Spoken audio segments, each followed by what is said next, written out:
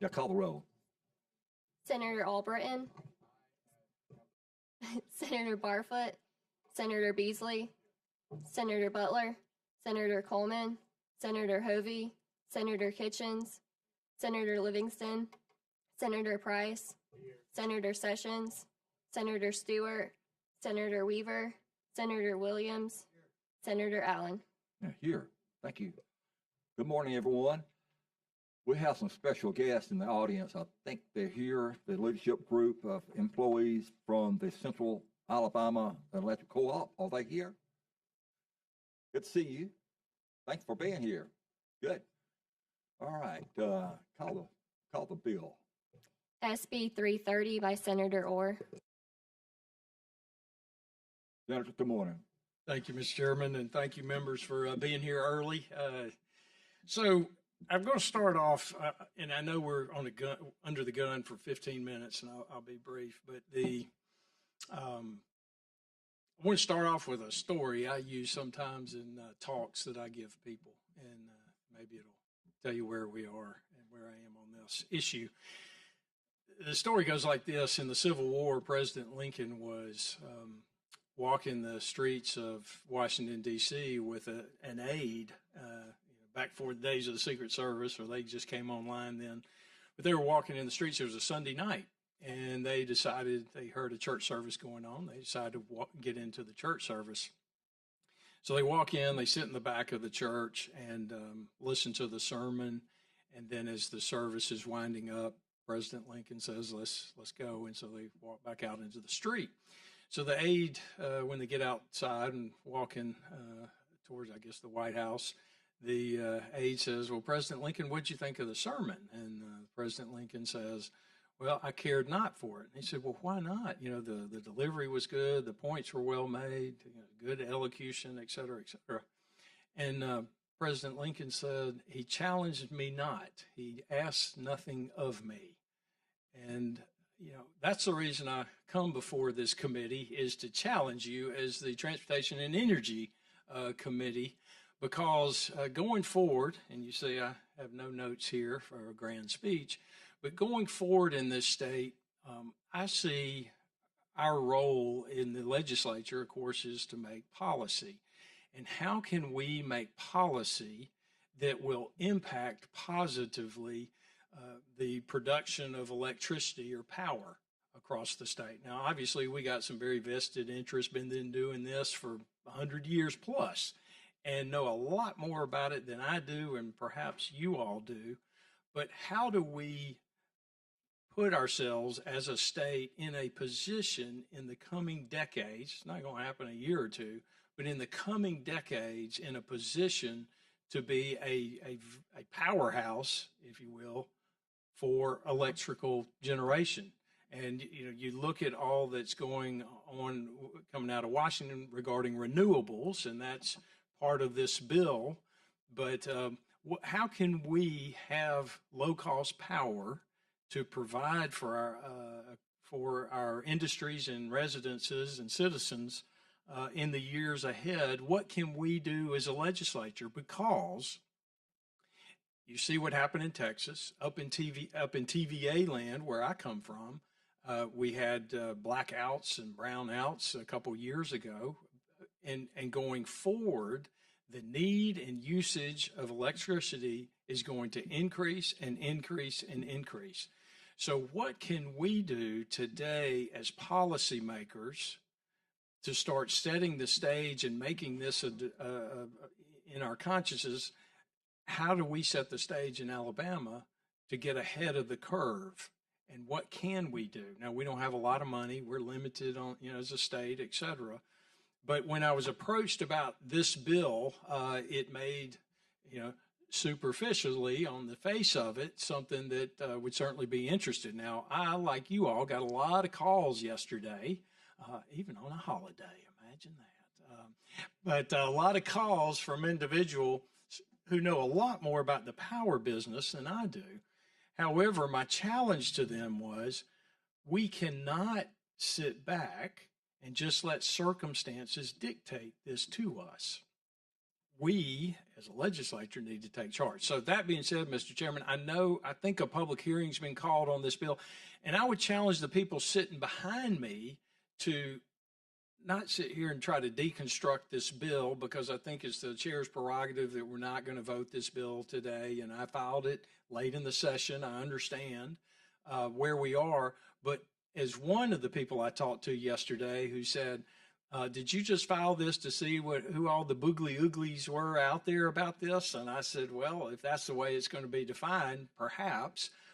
But I want to put the issue before us, and you folks are the Energy Committee, and I don't obviously sit on your committee, but we've got a chairman of the Energy Committee who was chairman of the National Energy Council, and a lot of you others are involved with that.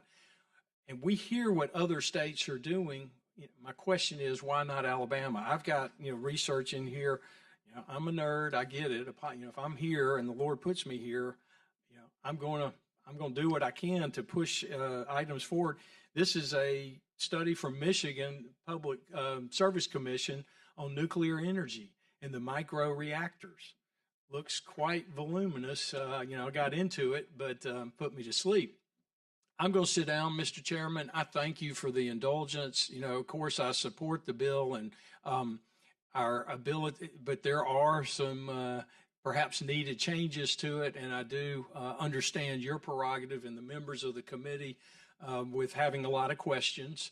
But I would, again, ask the people behind me who are in the field, a lot of them, what are we going to do as a state to set the stage for ourselves, for our state to prosper? Because I think we can. We've got the know-how and capability here to take advantage of our situation. One last thing is I come from TVA land, and Senator Kitchens does, and I think that's it on the committee. But I hope in the future we can do more, not to have, that we can have more coordination, communication between the two systems, certainly than we have today, because the table was set or the cards were dealt decades ago, and it creates somewhat of a divide in this state. And I would hope we can address that. And I throw that out as another challenge to you. I'm certainly willing to work with you on anything that the committee wants to do, and certainly the chairman. Thank you for your indulgence, Mr. Chairman. Thank you, Senator, and appreciate your comments. And certainly developing future policies is very important to this state. So we are in the public hearing. And so call the first proponent. Christina Butler. We have 2 minutes, and we'll buzz you when 2 minutes is up. Yes, sir. Thank you. Thank you, Mr. Chairman, members of the committee, for allowing me to speak. Thank you, Chairman Orr, for your words, your wise words a second ago. This bill would open it up to small power production facilities like Huntsville Utilities and other third parties who are developing renewable generation projects in Alabama to access the incentives of the JOB Act. Allowing tax credits for renewable projects by independent developers does not hurt anyone else, including the few that can access the incentives now. All of the states around us, all of the southern states right now are beating us in renewables. I have reports upon reports of where we're losing even to Mississippi. Why should Alabama's economic development be stymied relative to other southern states with investor-owned utilities? We want a level playing field for all development. We need all the tools in the toolbox. If you want to invest and grow in Alabama, we would love to say we want you. This bill, killing this bill, would say we don't want you. Thank you. Oh, thank you.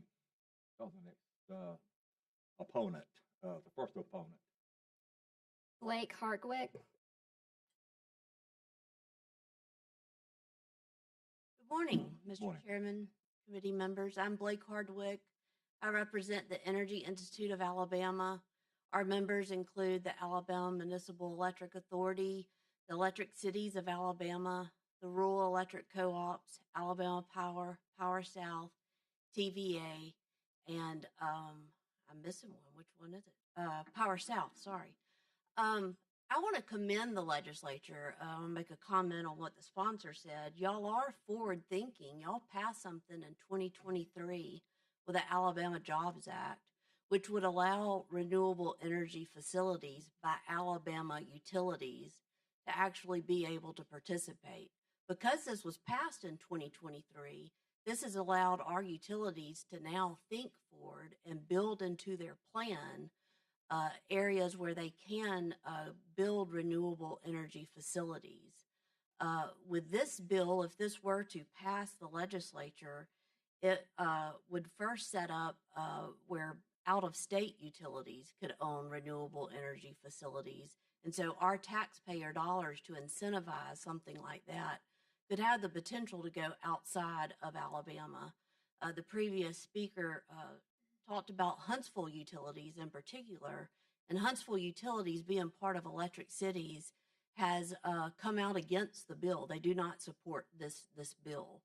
I'll try to make a few points, and please let me know when my time runs out. But to incentivize facilities based on specific ownership, operating, and efficiency criteria would be operating through FERC and what's also called the Public Utility Regulatory Policy Act. That act was passed during the Jimmy Carter era. And that's a Jimmy Carter era federal regulation that mandates utilities buy power from qualifying facilities, also known by QFs, at fixed rate. These fixed rates could be lesser or higher, but when they're higher, we're doing the consumers a disservice because that power is passed down to the members. Is that my time, sir? I would encourage you to vote no if this bill were to come up for a vote. Thank you. Thank you. Stephanie Jones. Good morning, Mr. Chairman, committee members. Thank you so much, and excellent job pronouncing my name. That was really, really good. So I know that our time is very limited, so I'll just I'll cut it down to the bare minimum here. Blake mentioned that last year you all saw the wisdom in our reauthorization of the Jobs Act to include renewable energy as a qualifying project, and we were incredibly supportive of that and happy to include that in the Jobs Act incentives.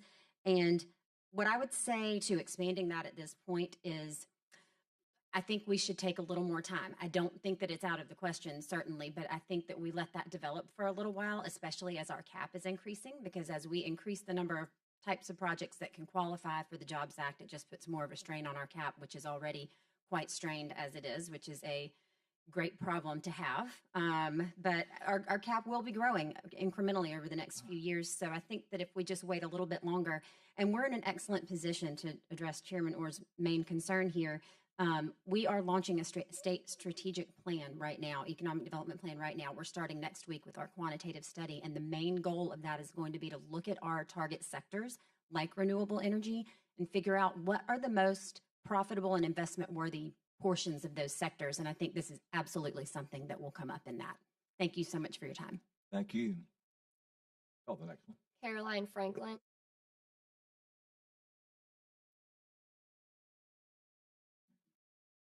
Mr. Chairman and committee members, good morning. My name is Caroline Franklin, and I'm with the Business Council of Alabama, and I'd like to thank you for allowing me the opportunity to speak on SB 330. SB 330 removes the Alabama Jobs Act focus. The changes introduced by this revision here today remove the Alabama-centric approach of the 2023 amendment. Most of the economic development projects that Alabama is currently trying to bring into our state require some sort of renewable energy as part of their project agreement, because that's what corporate offices are requiring to meet sustainability goals. I'm not here to litigate the reasonableness of that requirement, but I do think that I speak for all of us here when I say that we want more economic development projects here in Alabama, not less. The original law you passed last year as part of the game plan emphasized Alabama renewable generation, not renewables for renewable's sake. However, the proposed revision doesn't require facilities to be renewable. This change could undermine the initial intent. This revision allows any third party to own the facility, bypassing Alabama suppliers and businesses who are accountable to Alabama regulators. This lack of oversight could lead to unintended consequences and potential exploitation. The law permits qualified facilities, or QFs, and independent power producers, or IPPs, to sell electricity out of state. While this may benefit those entities, it doesn't necessarily serve Alabama's best interest, and so we shouldn't be spending Alabama taxpayer dollars to incentivize their location here. In summary, we should carefully consider the implications of this proposal. While economic development is essential, we must balance it with responsible energy practices that prioritize renewable sources and local ownership. Thank you so much. Thank you. The, in the eyes of government, time rolls by very quickly. I'm talking about 10, 20, 30 years out. And so this is a great opportunity for this committee and this state to review and see where we would like to be in 10, 20, 30 years out. So this is a great opportunity for us to do the right thing in planning, in-depth planning, and make sure that we do it, get it right. So any comments from the committee? Okay, hearing none.